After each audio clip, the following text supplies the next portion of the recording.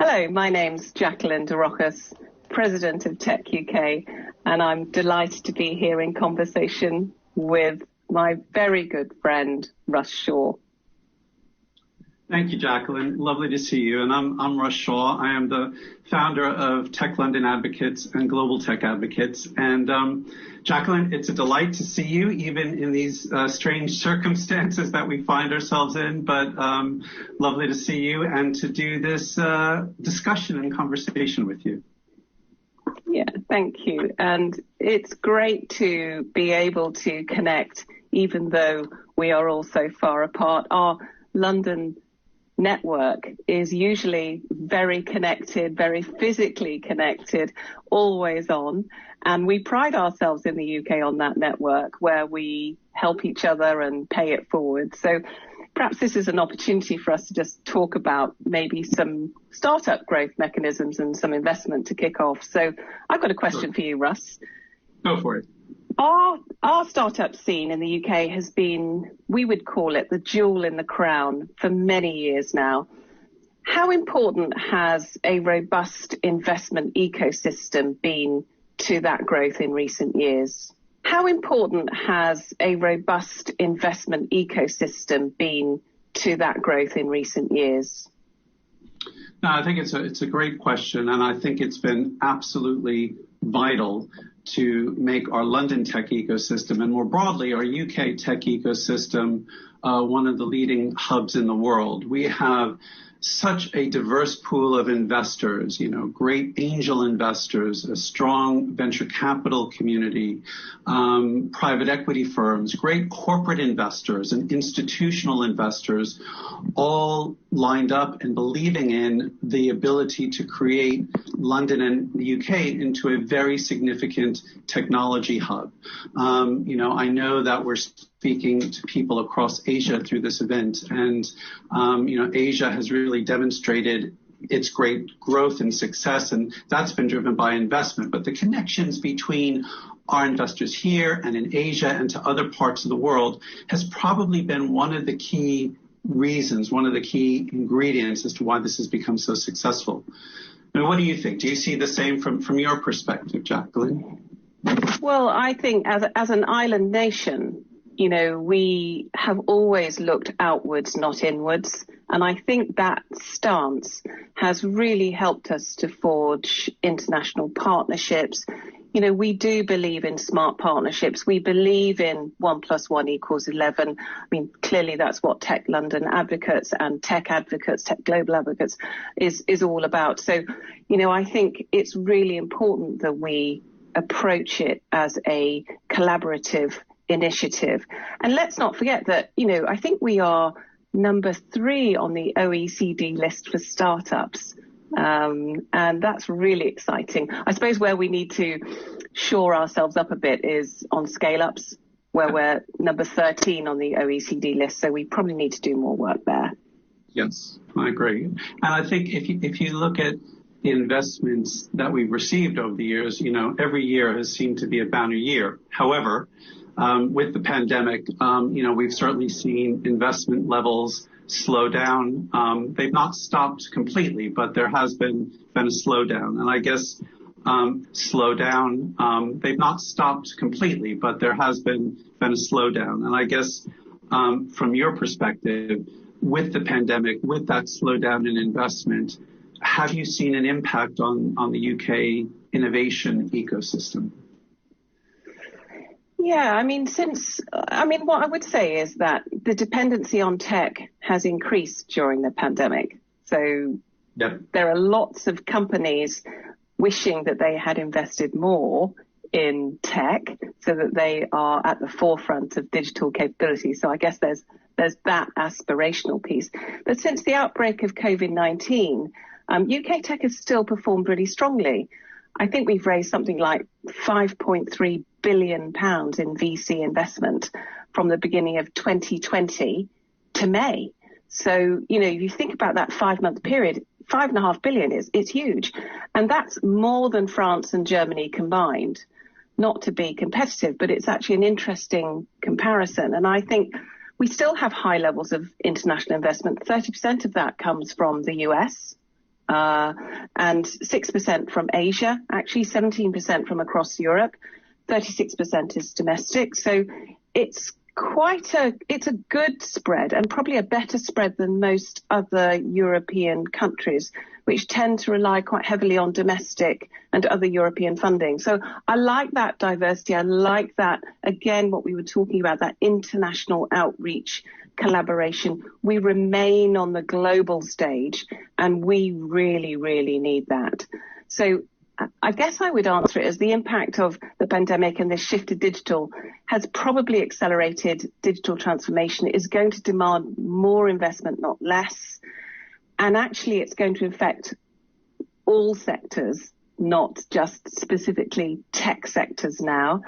And I guess that will open up new opportunities for tech innovation and drive more creativity into areas that were previously slow to digitize, I would say. And what I say to people areas that were previously slow to digitize, I would say. What I say to people, and I'd love to get your thoughts on this as well, is, there's a lot of innovation that's happening right now whilst we've all been in lockdown. If you go back to the last financial recession that we had in 2008 and 2009, kind of our London tech ecosystem was kind of created from that significant downturn, because you had many people just rethinking what they want to do, the types of businesses that they want to create. And now in this even more strange situation, I'm really excited and anticipating the type of innovation that we're going to see across London and UK. I mean, do you feel the same? I certainly do. And the reason I feel excited is because we are going to be solving problems that really matter.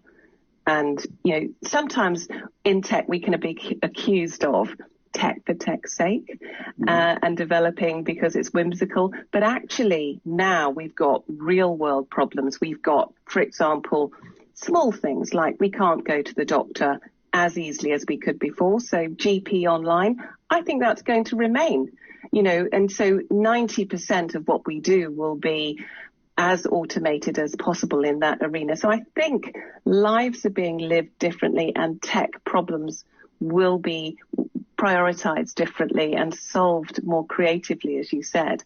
So yeah, I certainly feel the same, and I'm excited for the future.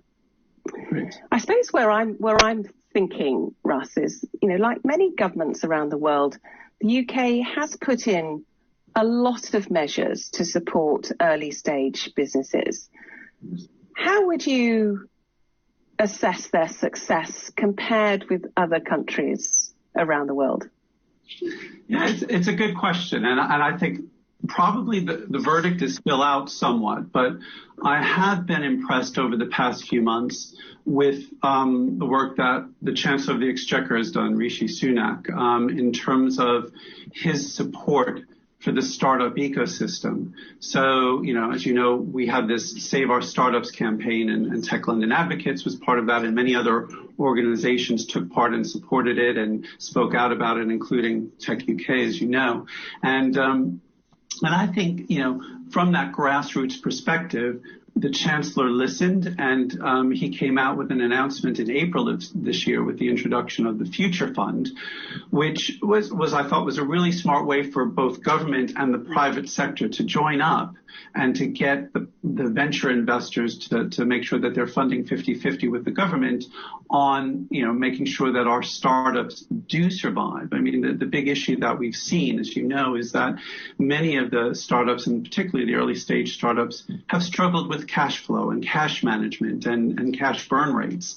And as investors needed to reassess the situation, we needed to send some signals to say, look, it's still very important now, even more so than ever, to invest. So the introduction of the Future Fund, I think, has been a very good success. The day the portal opened, it was hugely oversubscribed. They're also reporting, I know we're going to come and talk about talent in a moment, but reporting on the diversity of who they're investing in, which I think is critically important as well. So So from my point of view, we'll see what happens over the next year to 2 years, but that's been positive. I know both the French and the German governments have also moved quickly to make funding available for the startup ecosystem. My understanding is the German government probably focused, I believe, more on the later stage side rather than the earlier stage side. But both of those governments have certainly done that. I believe the Italian government and the Spanish government, to a lesser extent, have done something similar. The U.S. government, it's not entirely clear. So I think the UK has certainly stood out in that regard, and great to see that our Chancellor fully supports this ecosystem through that investment, not only through equity investing, but also through the Innovate UK equity investing, but also through the Innovate UK grant application pool. So high marks in my book. Yeah, I agree with you. And I really like the diversity piece, not just the fact that they put the reporting in, the required reporting once you've got a loan is, what's the diversity data on ethnicity and gender status of the management teams of these companies that have been approved for loans. I love that. And also what I love is that I think it's something like 44% of these loans from the Future Fund are for outside London. And I think it's really important that we support all corners of the country and not just London. Hashtag not just London. We love London, of course we do. But we've got to support the infrastructure and the creativity and harness that innovation everywhere. So that's really cool. And that's what I really appreciated, because it was thoughtful funding, not just throwing money at the problem. Yes, and I agree. And I think we've been having some calls, for example, with the British Business Bank to go that much further on the transparency of the funders that they're investing in. So the reporting to date, I think, has been good. And I think they've been very open to getting constructive feedback to say, how do you make it even more transparent, to really understand who are the founders that we're investing in? Are they women? Are they from the BAME community, the Black, Asian, and minority ethnic communities? Yeah. And that's really important. So I think this is a nice segue into the next topic of our discussion, which is going to be around the tech talent pipeline and kind of building on the diversity theme. I just wanted to ask you, how important do you think the availability of diverse tech talent has been to the UK's success as a global innovation hub? Oh, well, get me on my favorite subject. I knew this is the perfect question for you. Right. So, let's start with why diversity in tech matters. If we are building a world that works for everyone, we have to make sure that we've got diverse voices around the table when we're building the tech, implementing the tech, and testing the tech. Otherwise, we will create situations where, for example, when the seatbelt was invented, women and children simply died or were hurt badly because the seatbelt was invented by men of a certain weight and height.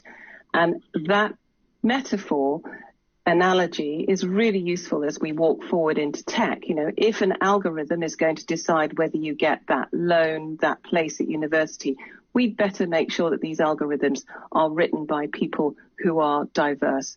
Otherwise, we risk creating a world that doesn't work for everyone. So the importance is really critical. A desire for digital skills is absolutely top of our list. And the reason for that is we've got so much innovation, creativity, so many unicorns being built here, but not with people who look, think and behave the same. We've had 50% of our businesses that are built in the UK come from people outside of the country. And that outward looking thinking is really, really important if we're going to increase our choices, options and ideas rather than narrow them. And that's always been a mainstay of UK tech. And the pandemic has seen lots of businesses then adapt to new ways of working as well. So, the potential for productivity growth by adopting and utilizing tech, but then diverse people in tech widens the talent pool, of course, because we can then think about including people who are displaced from jobs that no longer exist post-COVID. We can pivot people with new skills into the industry, and they don't have to be tech people, techies, geeks. They can be people who just want to learn about tech, women returners, ex-military, people who don't want to go to university anymore because the experience is not the same online. So we've got an opportunity now to really power the economy forward, I think, with diverse talent. So I'm excited about that, as you can tell. Yes, I can tell. I know this is such a critical theme for you and such a high priority. So great to hear your perspective on that. One thing on my mind for you, Russ, though, is that the COVID-19 pandemic has also shown the potential of remote working.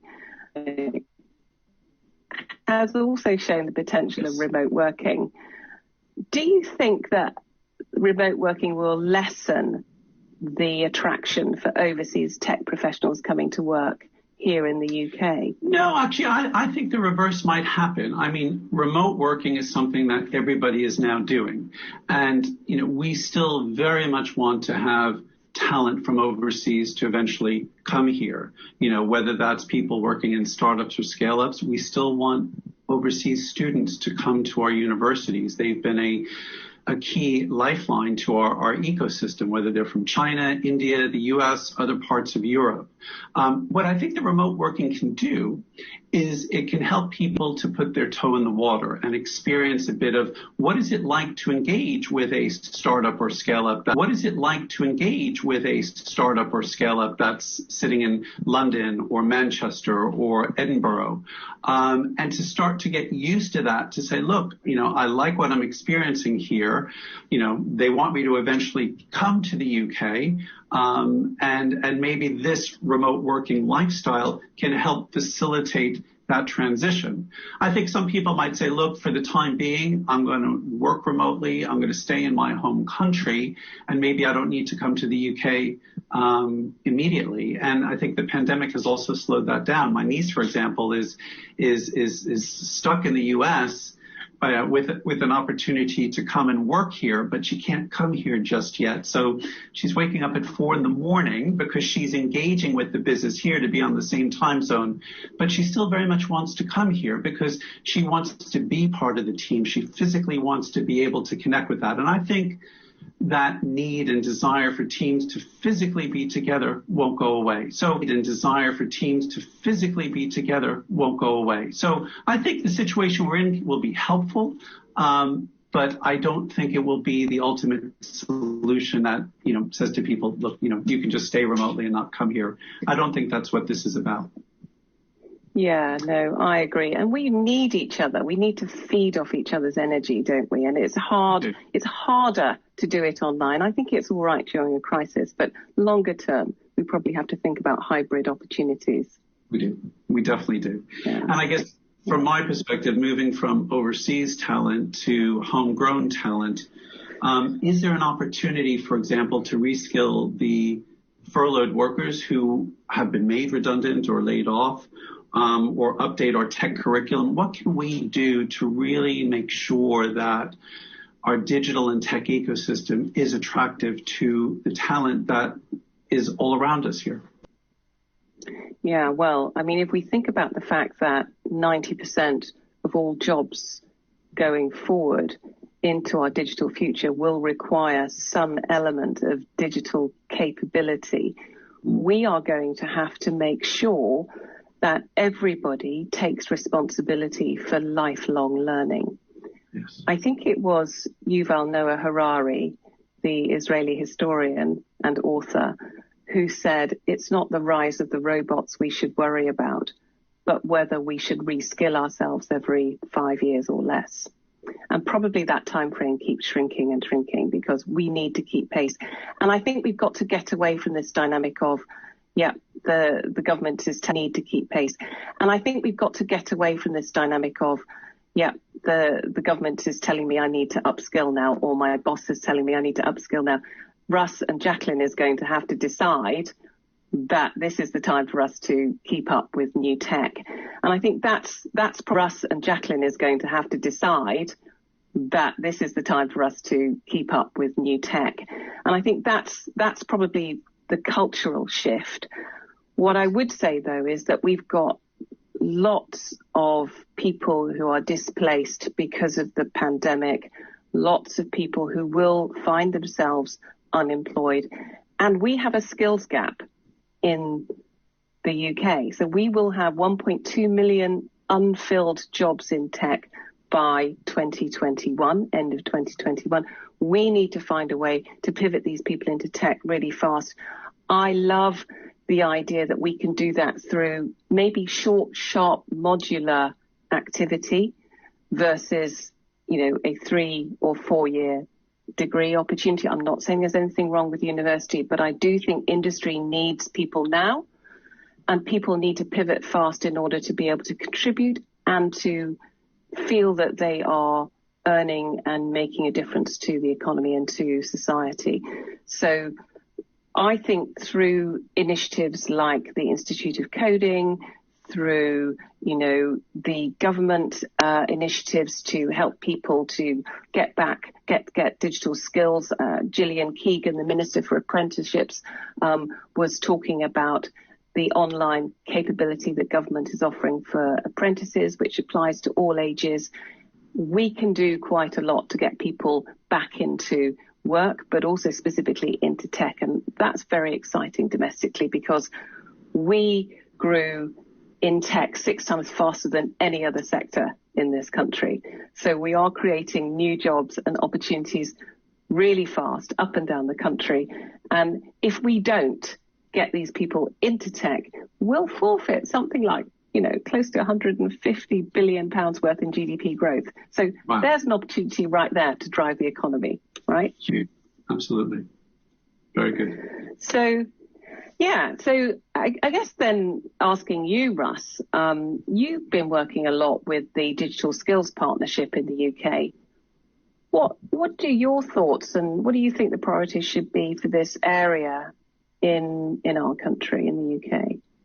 Yeah, and I think very much aligned with yours. The Digital Skills Partnership was set up by the Department for Digital Culture, Media and Sport, I think about 3 years ago, and has been very good about trying to drive local digital skills initiatives across the country. And I think that's what we need to do and drive. My message to our government here is, look, you don't need to recreate the wheel. There are so many fabulous organizations that really know and understand how to train and educate and upskill people on digital skills, whether it's the most basic digital skills. I look at organizations like the Good Things Foundation, all the way to the most advanced digital skills that we're going to need around programming and data science and quantum computing. And I think for me, and as I speak to both government and the media, as we go through this pandemic, the message has very much been digital skills now needs to be part of the agenda. You quoted some great numbers and statistics that really reinforce why this is a task for everybody. Government needs to enable and to facilitate, perhaps look at the curriculum.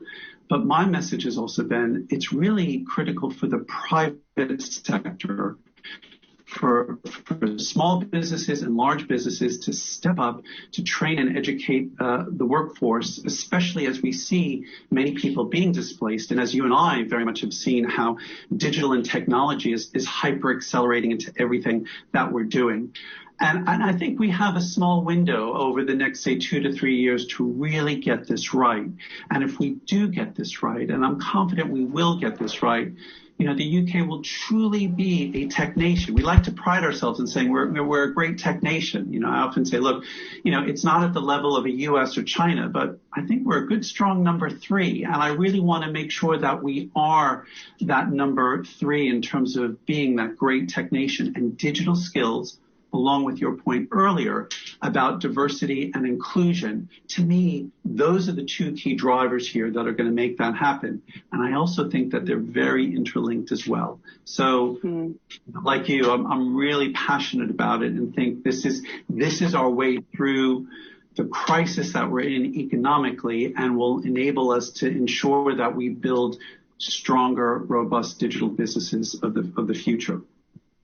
I agree. And this is one of the reasons that TechUK has announced a merger with Tech Partnership, because what that will do is provide accreditation for modular activity, which is relevant to industry. So as people learn, it means something as an industry standard. And I'm very excited about that, because that means we can pivot people faster and in a more relevant way too. Yeah. And I think to your point as well, I think people are hungry for this. People are really eager to, are really saying, look, I am not as prepared as I need to be for the future. What can I do? What resources are available? You talked a lot about lifelong learning earlier, and I fully support that. But there's also many free resources now that people can tap into. You know, we launched our Tech London Advocates Education Resource Hub a few weeks ago. And the interest and the demand and the traffic going into that. You know, we now have, I think, close to 100 organizations in digital skills, apprenticeships, ed tech organizations represented on the website. And we just can't keep up with it, which also says to me, people know that they need to do this. So that's really encouraging. And I guess kind of looking at education, kind of maybe teeing up the next question for you is, you know, we know that our universities are huge contributors to UK innovation. Do you think we can better convert academic research to commercially viable tech firms? What's your perspective on that, Jacqueline? Yeah, it's a great question. And as co-chair of the Institute of Coding, I see a lot of university activity and a lot of research capability. And I think one of the things that we are already good at is commercializing university-led research ideas. So it's very, very exciting that we can, I suppose, create a playbook for that. And we now need to make sure that we do that at pace. But I suppose we probably need to build better partnerships and connections with industry, which is why we have an industry board at the Institute of Coding. And as our dependency on tech becomes even more important, creating that opportunity to enhance digital skills becomes a top priority for industry and for government. And that's why, as I mentioned earlier, TechUK announced its merger with the Tech Partnership Degrees body, because they are the leading accreditation organization for tech degrees and degree apprenticeships. So that partnership will enable exactly what we've been talking about, to continue to champion the importance of digital inclusion, widen pathways for everybody to learning, pivot skills towards the tech sector, and it's got industry backing and a focus on employability skills, which I think is absolutely key to the learning party skills, which I think is absolutely key to the learning pathway, whichever path you take. Yes, agreed. So, yeah, education matters, but it only matters if it's relevant to industry in terms of the tech economic recovery right now. So I suppose diversification of innovation then. So moving on to a broader picture, the UK has traditionally been known for its expertise in subsectors, very targeted sectors like fintech. We've got a very big finance sector here, and also artificial intelligence. Is this still the case, do you think, post-COVID-19? Because there's been quite a lot of emergence of other more nascent tech verticals, I would say. Well, I think one of the things that really excites me about, you know, what's going on during this pandemic, and obviously there have been lots of challenges and certainly some sad news coming through it. But at the same time, I think our fintech and our AI, I use the term tech verticals or subsectors, have certainly shown their resilience to what's going on here, and have certainly, you know, demonstrated that they can make this, make it through a very difficult time period. But on top of that, we've seen, I think, the emergence of many other tech verticals. You talked earlier about, the online health area. I think health tech is emerging as a very, very strong area for us. It was great to see the Prime Minister back in March have his digital Dunkirk meeting, and he had health tech businesses, like Babylon Health and Benevolent AI and Mologic sitting around the table. I think ed tech, we're really going to come through this and see ed tech become a much stronger subsector or tech vertical. I think cyber will be strong. Software as a service will be strong. Retail tech and creative tech. London in the UK is well known for its strong retail industry and for its creative industries. And I think the collision with technology is making them stronger as well. It's well known for its strong retail industry and for its creative industries. And I think the collision with technology is making them stronger as well. So I'm very confident that rather than maybe 2 or 3 subsectors, we're going to see many more subsectors emerge as we come out of this pandemic. We're going to lose some startups. That's going to be inevitable. But I think we're going to be able to say we have a very broad and very diverse tech ecosystem. And I guess speaking of diversification and something which is helping the UK is the growth of new tech hubs beyond London. How important is this broader national push to our innovation potential? Yeah, well, it's really important because, hashtag not just London, Manchester is now the fastest growing tech city in Europe. In its 2020 survey, Tech Nation found that Manchester saw a 277% increase in investment from VCs between 18 and 2019. So, it's really important and it's brilliant that that's happening. The UK also currently hosts 5 of the top 20 cities for tech investment in Europe. That's London, that's Oxford, that's Cambridge, Manchester, obviously, and also Bristol. So a really strong spread there. And the greater levels of involvement from around the country that we have in digital evolution, the more we have, the better, for sure. We're building up a capability in a wide number of specialist areas that you talked about. So health tech, for sure, femtech, all becoming really, really interesting.